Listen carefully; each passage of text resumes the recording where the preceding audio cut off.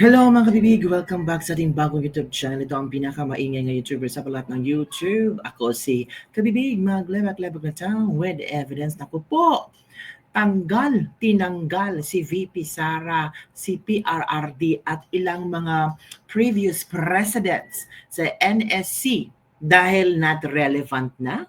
Grabe naman ang EO81 ni BBM. Sabi ng ilang netizen, silent martial law? Naku po mga kabibig.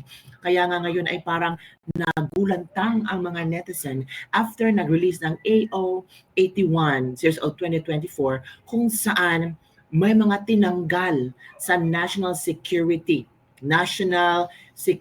Commission ni VVM mga kabibig. Council pala, National Security Council, reorganizing the National Security Council mga kabibig.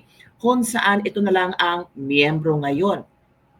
President, Senate President, Speaker of the House of the Representative, Senate President pro tempore, three deputy speakers to be designated by the speakers, majority floor leader of the Senate, majority floor leader of the House, minority floor leader of the Senate, and so on and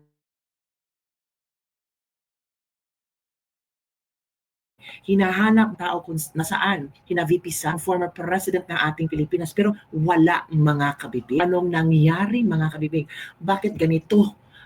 Ano ang rason ni Bongbong Marcos? Nako, sabi dito, there is a need to further guarantee that the NSC remains a resilient national security institution capable of adapting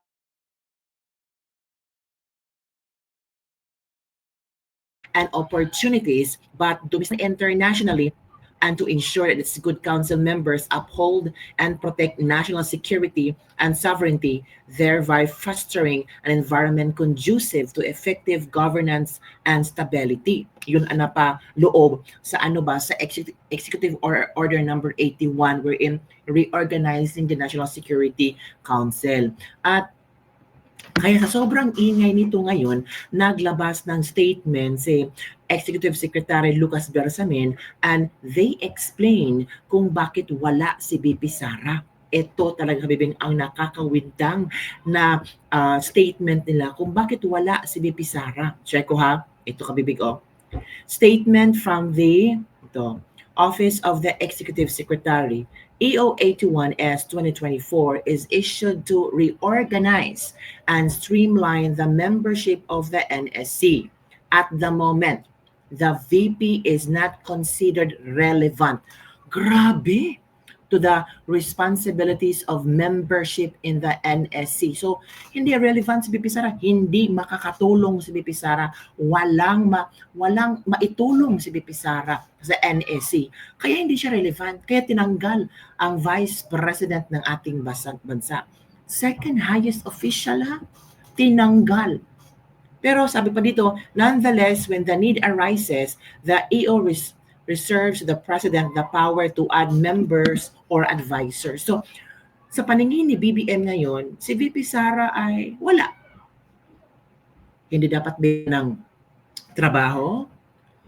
Parang palamuti. Parang walang function. Tinanggal na sa nag-resign sa DepEd. Ano pa? Tinanggal na sa NSC. Kasi is not considered relevant to the responsibilities of membership in the NSC. So bakit hindi relevant si VP Sara? Naku, mga kabibig. Kalaki naman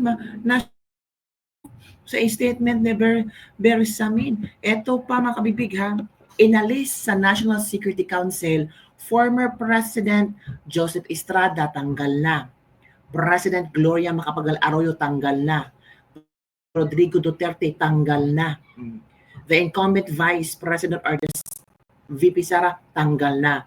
This administration do not need the counsel, the wisdom, experience, and expertise of the former chief executives and commander-in-chief, but it authorized the executive secretary to name other members of the NSC from the other sectors of the Philippine society. including but not limited the members of the, alam nyo na, civil society and friends of the president and his wife. So, ito yung mga tinanggal nila, Joseph Estrada, Arroyo, Duterte, Rodrigo Duterte, VP Sara Duterte, not relevant na sila. So, hindi na sila kailangan mga kabibig.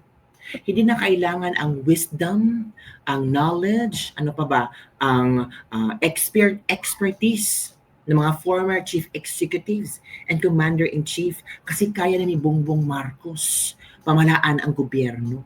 So itong mga nagserbisyo sa gobyerno at ang incumbent vice president, walang maitulong kasi si Bongbong Marcos lang talaga ang dapat mapakinggan at dapat he-govern the Philippines.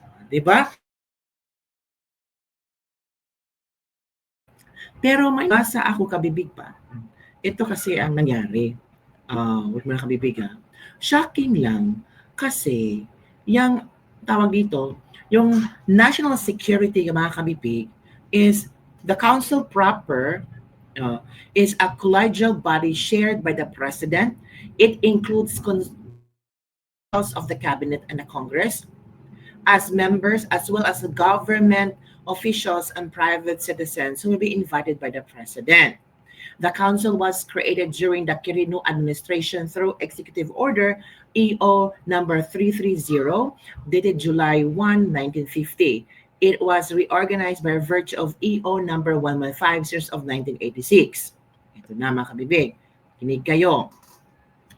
Ito ha, 1950 EO number 330, July 1, 1950, kay LPG Quirino, the President of the Philippines, kasali doon sa NSC ang Presidente, ang Vice President, the President of the Senate, Speaker of the House of Representatives, and the Head of the Executive Department at iba pa.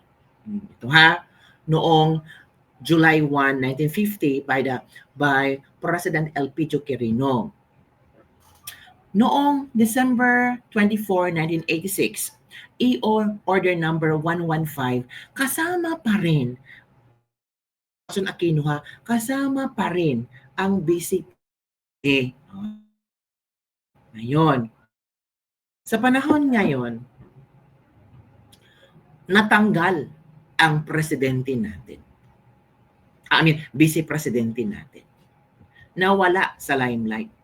As in, tanggal, as in, goodbye, sorry, wala, hindi kayo relevant.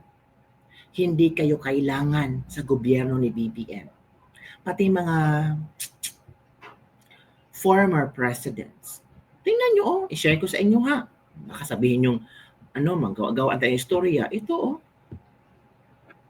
share ko lang sa inyo ha. Ito yun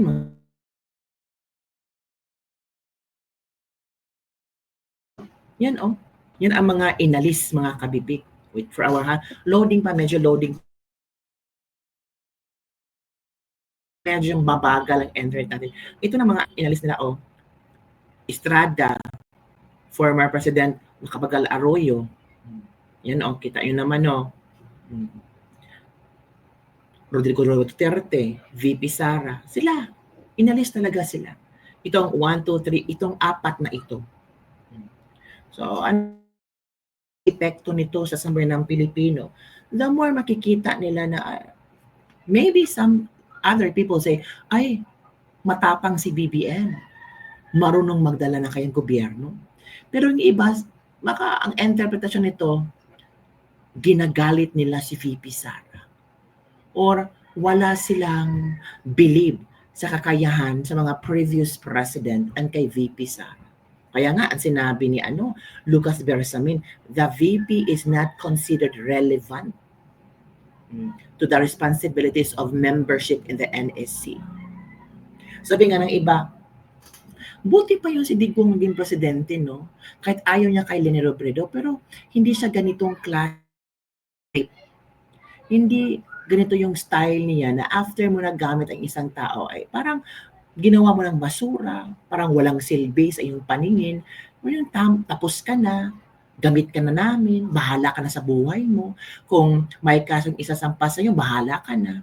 Mga ganun mga kabibig. 'Di ba? So, yun mga kabib, dapat mga bangag lang member niyan. Sige lang, pakasaya kayo hanggang 2028, sabi ng isang netizen. Parang maagang pinalayas ni Bongbong Marcos si Sara dito. Defensive daw si Bongbong Marcos. I don't think streamlining is one of the purpose. The aim is to remove the vice president from the NSC, but adding many others from the other sectors. Planin ang mga politikong dapat hindi iboboto sa sunod na eleksyon at isa ito sa mga tulfo na huwag niyong iboto. History repeats itself like father like son, mukhang malapit na. Let's enjoy the show na lang, malapit na din silang bumagsak. Magre-resign na kasi si Sara, kaya ayaw nilang isali dito. Talaga? Ito yung mga komento ng mga netizen ha.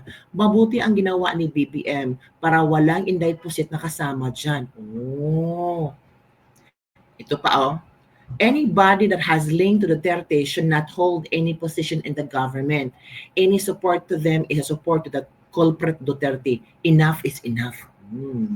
The efficient distribution of calamity. Ano ba ito? Wow, this is the worst decision ever made in the government. This is a serious problem when people in the government mix governance and politics. The worst government in the Philippines. I believe it's the right time for the Filipinos people to do something to correct the mistake of putting these people in the government. Nako, baka mas lalong madami ang sasama sa January 13. Oo mga kabibig. Baka maraming sasama sa INC rally. Kasi nakikita natin parang panggigipit na to Parang harap-harapang sinampal si VP Sara. Harap-harapang pinakita na you're not relevant anymore.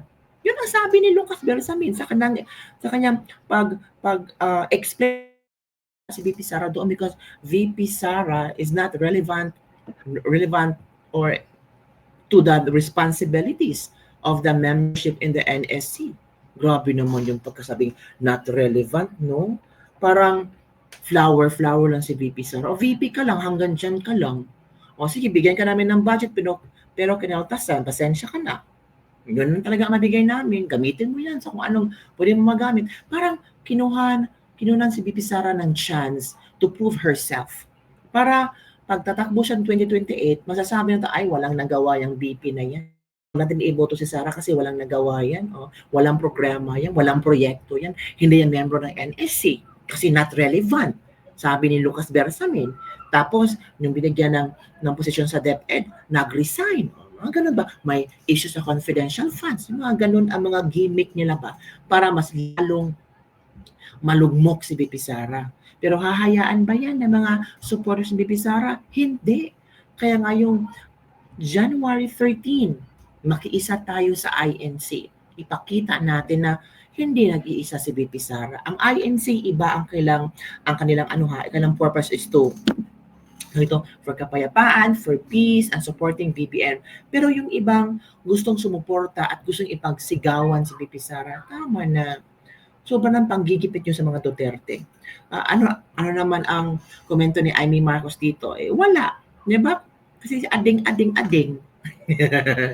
So, grabe na. It's just a shocking afternoon for all of us, lalo na yung mga supporters ni VP Sara na parang wala talagang importansya si VP Sara sa gobyerno ni Bongbong Marcos. At lalong hindi na talaga sila magkaayos. Wala talaga. Closed doors na. Tatapusin na lang maybe ni VP Sara yung 2028 or baka may isang himala ang mangyayari before the end of 2025. Malay natin, we don't know. People power is more powerful than any power. The most powerful. Diba? Hindi natin alam kasi sobrang dami na Kung talagang nakikinig ka sa mga news, nagbabasa ka ng newspapers, ka sa mga social media, mababasa mo talaga na lugmok ang Pilipinas. Yung parang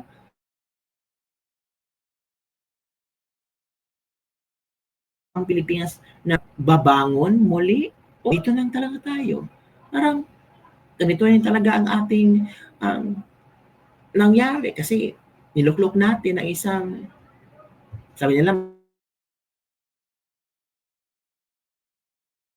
di ba? So, ibang tao na hindi naniniwala na ang former President Marcos Sr. ay ganun ka magnanakaw daw, parang nasa-sense nila nga, like father, like son. Naku po, mga kabibig. Ano ang iyong komento dito? Don't forget to like, subscribe, and share this video para sa mga trending news na ating pag-uusapan. Bye everyone! See you next time!